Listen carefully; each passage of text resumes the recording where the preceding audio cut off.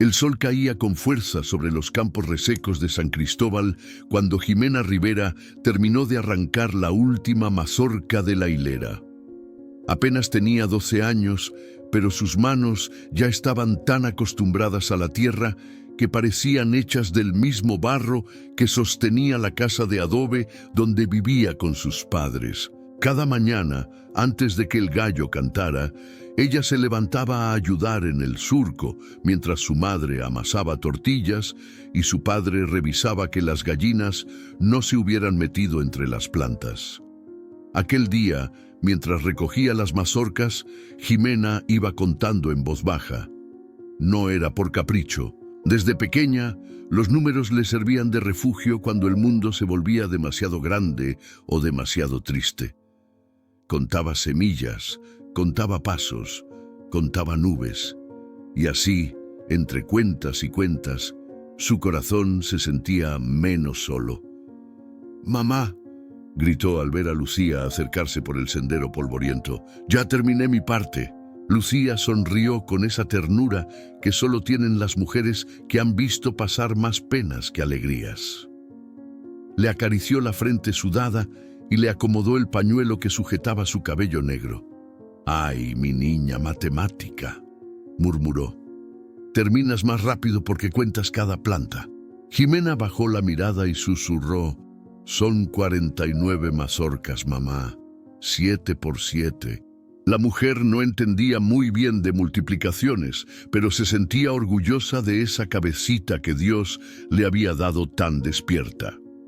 Cuando volvieron a la casa, Lucía sacó un sobre arrugado del delantal. Esto lo dejó la maestra Dolores. Dijo que es importante. Jimena secó sus manos en la falda y tomó la carta. Mientras leía, sintió que el pecho se le encogía. Era una invitación para participar en una competencia de matemáticas en la capital, en una escuela tan elegante que solo había escuchado su nombre en la radio. Escuela Cervantes. Allí estudiaban hijos de ricos, gente que ni se acordaba que existían pueblos como el suyo. Por la noche, la cocina olía a frijoles calientes y café de olla. Eduardo, su padre, guardaba silencio mientras Jimena leía la carta una y otra vez, como si fuera un mensaje caído del cielo. «¿Y si solo quieren burlarse de mí?», preguntó en voz baja. «Siempre me dicen la campesina que cuenta piedras». Lucía se acercó, le sostuvo la cara con sus manos ásperas. «Dios no te dio talento para que lo entierres bajo la tierra. Si naciste con don, es por algo, hija». Eduardo se levantó despacio y puso sobre la mesa un cuaderno nuevo, con hojas blancas que todavía olían a papel limpio. «Para que anotes tus cuentas», dijo sin mirarla. «Mejor que los retazos que usas». Jimena lo abrazó con cuidado, conteniendo las lágrimas. Sabía cuánto sacrificio costaba un cuaderno nuevo. Esa noche, mientras la lámpara de petróleo chisporroteaba, pensó que quizá por una vez valía la pena soñar sin miedo. A la madrugada siguiente, cuando el canto del gallo aún se confundía con el murmullo del viento entre los maizales, Jimena se levantó despacio para no despertar a sus padres. Se vistió con su único uniforme, que le quedaba corto de mangas y un poco justo en la cintura. Lucía ya la esperaba en la cocina, con un atado de tortillas envueltas en un pañuelo floreado y un puñado de frijoles cocidos. «Toma, mi niña», dijo con voz temblorosa, «son para el camino, y este saquito de pan dulce es para que compartas, si te nace». Jimena abrazó a su madre con un nudo en la garganta. A su corta edad, comprendía bien que esos pequeños regalos costaban más que dinero. Eran desprenderse de lo poco que se tenía. Eduardo la acompañó hasta la parada del autobús, donde la neblina cubría los cercos y los perros ladraban a lo lejos. El hombre se quitó el sombrero y le acarició la cabeza con torpeza. «Hija, no importa si ganas o pierdes. Nomás acuérdate que aquí tienes tu casa, aquí siempre serás nuestra». El viejo autobús apareció entre la bruma como un animal cansado. Jimena subió con pasos tímidos, mientras su padre levantaba la mano en señal de despedida. Desde la ventanilla vio cómo se iba quedando atrás la figura encorvada de Eduardo, el olor a tierra mojada y la vida sencilla que siempre había conocido. 3 horas después, la capital se alzó ante ella con edificios tan altos que parecían tocar el cielo. Las calles brillaban con vitrinas llenas de cosas imposibles de comprar, y la gente caminaba con prisa, sin mirar a nadie. Cuando el vehículo se detuvo frente a la Escuela Cervantes, Jimena sintió que el corazón se le subía a la garganta. Era un edificio inmenso, con muros color crema y ventanales que relucían bajo el sol. Niños vestidos con uniformes impecables entraban por un pórtico de columnas blancas. Algunos bajaban de autos lujosos, acompañados de señoras con perfumes que impregnaban el aire. Jimena respiró hondo y apretó la mochila contra el pecho. Recordó las palabras de su madre: Dios no regala dones para esconderlos. Entonces dio un paso adelante, luego otro, hasta que sus zapatos gastados tocaron el mármol de la entrada. Dentro, un vestíbulo de piso brillante y lámparas enormes la recibió con un silencio que pesaba.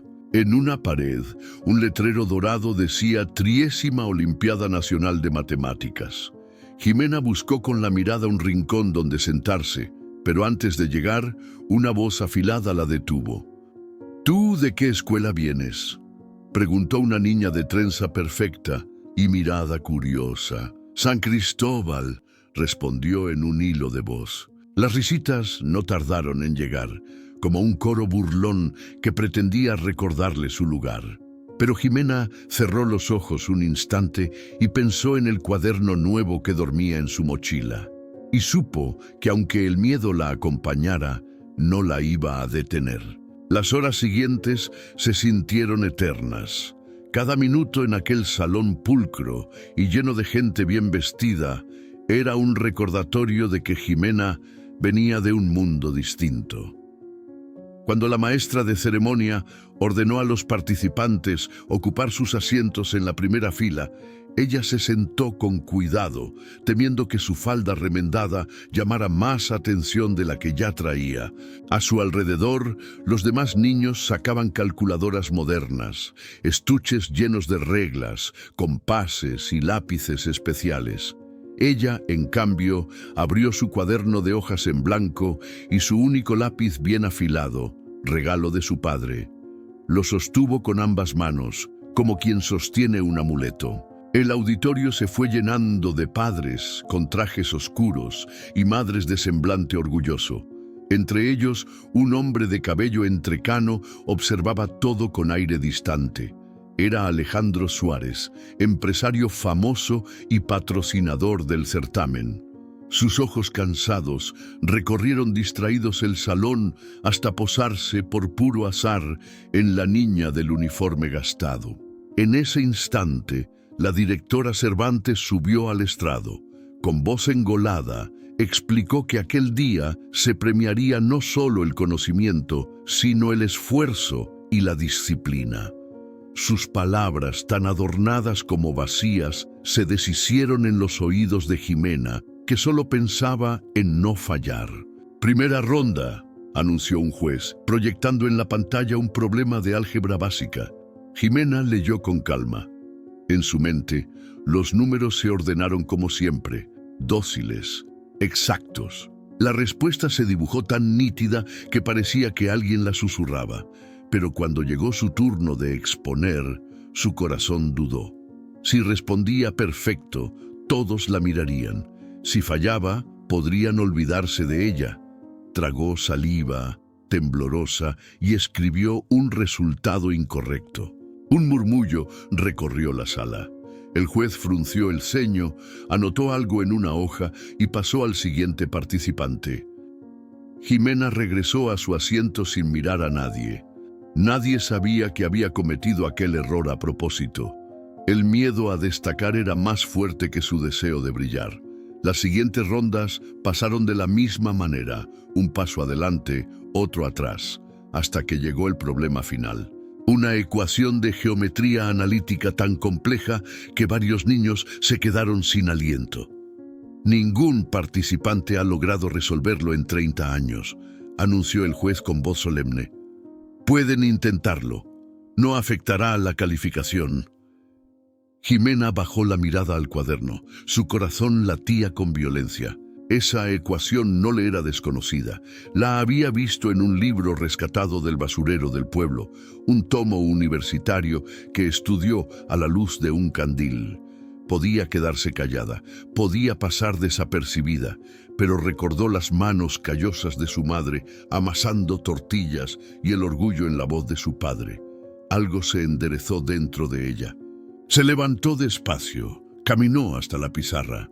Tomó la tiza y con la calma de quien sabe que no tiene nada que perder, empezó a escribir. La primera línea de la solución apareció blanca y clara sobre el pizarrón negro. Jimena escribía sin vacilar. Sus dedos parecían recordar cada paso mejor que su mente. Un número, una fórmula, un símbolo tras otro, como si todo hubiera estado esperando salir desde que la vio proyectada. El murmullo que recorrió el auditorio fue distinto esta vez. No era burla, ni condescendencia, era asombro. El juez principal se inclinó hacia adelante, incrédulo. La directora Cervantes se retorció en su asiento con un gesto de incomodidad. Y Alejandro Suárez, que hasta entonces había observado con un desapego casi aburrido, se incorporó, su atención capturada por completo. Jimena sintió el calor de todas las miradas sobre su nuca, pero no se detuvo. Su respiración se acompasó con el trazo de la tiza. Cada símbolo encajaba en el siguiente como piezas de un telar que su abuela hubiera tejido. Cuando colocó el signo de igualdad y dibujó un círculo alrededor del resultado, se hizo un silencio tan profundo que dolía en los oídos. La tiza se partió en su mano, quebrándose en dos mitades que cayeron al suelo con un suave sonido que a ella le pareció un trueno. Nadie habló, nadie se movió. Durante unos instantes fue como si el mundo entero se hubiera contenido, esperando. El juez caminó despacio hasta la pizarra. Recorrió la solución con el dedo tembloroso, murmuró algo que nadie entendió. Luego se volvió al público. Está correcta. Su voz era apenas un susurro que se volvió un eco atronador en el silencio absoluto. Alejandro Suárez se adelantó hasta quedar a unos pasos de Jimena. Su sombra se proyectó enorme a su lado. Cuando ella alzó la vista, se encontraron sus ojos.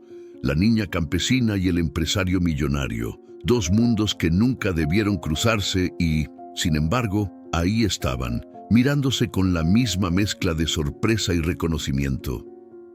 ¿De dónde aprendiste esto?, preguntó él, su voz grave pero curiosamente suave. En mi casa, respondió Jimena sin bajar la mirada. Mi papá me trae libros de donde puede... Un murmullo volvió a recorrer la sala, ahora teñido de respeto. La directora Cervantes, recobrando un poco de compostura, intervino con una sonrisa helada. Bueno, un logro admirable, pero debemos continuar con la premiación. Alejandro la ignoró por completo.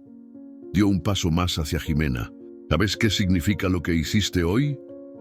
Que no podrán llamarme ignorante nunca más, respondió ella. Y aunque su voz era baja, todos la escucharon. Por un momento, Alejandro no dijo nada. Solo asintió, como quien entiende algo más profundo que una simple ecuación. Quiero hablar con tus padres, dijo por fin. Esto apenas empieza, niña. Y en ese instante, Jimena comprendió que su vida acababa de cambiar. La premiación continuó con un aire raro, como si nadie supiera bien qué hacer después de lo ocurrido. Los otros finalistas recibieron medallas y diplomas, pero casi nadie apartaba la vista de Jimena. Ella permaneció de pie junto a la pizarra, con las manos entrelazadas sobre el vientre, tratando de encontrar un rincón de silencio en su mente. Cuando todo terminó, Alejandro Suárez se acercó con paso decidido. Se inclinó un poco para quedar a su altura. Voy a hacerte una pregunta. dijo con voz firme, y quiero que seas sincera. ¿Tú quieres seguir estudiando? ¿Quieres aprender más? Jimena tragó saliva.